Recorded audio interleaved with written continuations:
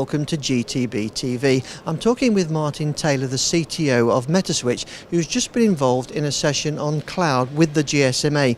Martin, you were talking about actual case studies of cloud applications, not theory. Give us some of the highlights of what you had to say. I gave a couple of case studies. A lot of people are talking about virtualizing network functions right now, but I think for many other vendors it's still some way off in the future. We were talking about real-world experience of taking, first of all, session border control and deploying that in a virtualized environment, and then secondly, building from scratch new products that are designed to run in the cloud, leveraging cloud technology and designing for the cloud. And in this case, it was an IMS core product that we're working on, which borrows design principles from web applications and applications that run in the cloud, extremely scalable, but a completely different design philosophy from taking a product that was running on proprietary hardware and trying to move that into the cloud. Now, if I'm an operator thinking about this, hearing all about it, what are the first steps I have to take? Well, it is a whole new way of building networks. And of course, this is an initiative that's been driven by operators, not by vendors. The message from operators is we are sick and tired of building networks based on proprietary boxes where each individual box comes from a different vendor, does a different job.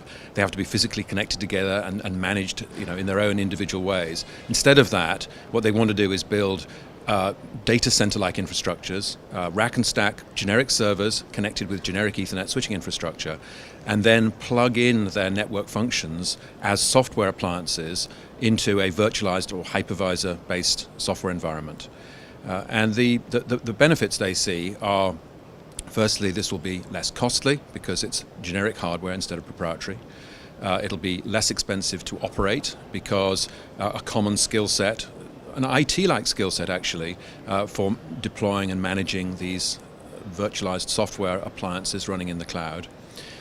They see much greater flexibility because reconfiguring the network or expanding, scaling up aspects of it, they just point and click. Their hypervisor management environment allows them to instantiate new network elements and connect them together, scale up, scale down, elastic scaling on demand.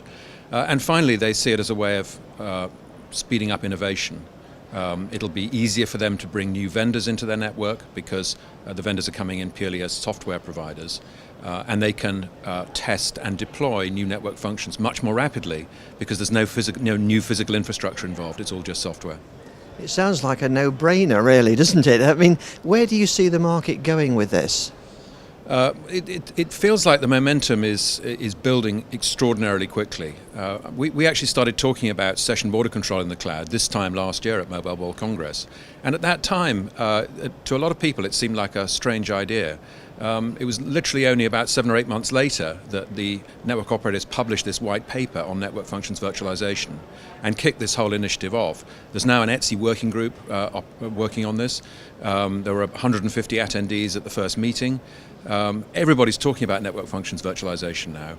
There's no question it's the way of the future, and it's going to turn the networking industry upside down. So maybe we're only at the start with this. I think that's right. I mean, there's clearly still a long way to go. A lot of vendors are still very dependent on their proprietary hardware platforms and will have a lot of work to do to get their products implemented as pure software. It certainly requires a different set of skills. And Metaswitch has always been, at heart, a software company. So we've never used proprietary hardware unless we've absolutely had to. And for most of our products, they run on standard generic server platforms anyway. So for us, it's a relatively small step to deploying in a virtualized environment, and we're already a long way down that path. So, but it's certainly going to be very interesting next 3 or 4 years, to see how this affects the dynamics of the networking industry.